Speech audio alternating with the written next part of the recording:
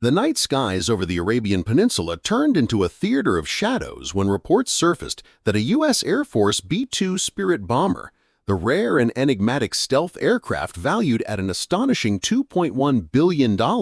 had come under fire during a high-risk mission near Yemeni territory, an event that stunned military analysts and electrified international media because the B-2, with its bat-like silhouette and radar-evading design, was long considered virtually untouchable in hostile skies.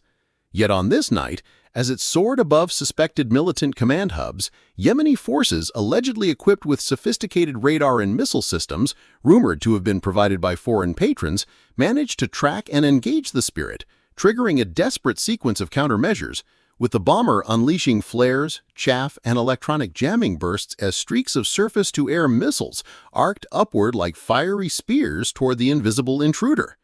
Moments later, entire swaths of Yemen electrical grid collapsed into silence. Cities from Sana'a to Hudaydah plunged into total darkness,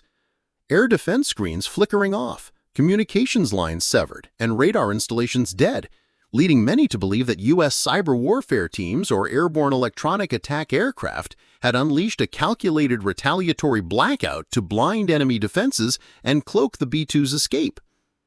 Eyewitnesses on the ground described hearing a thunderous roar followed by the eerie stillness of a city without light, while shaky videos spread across social media showed flashes in the sky and then sudden blackouts rippling across neighborhoods.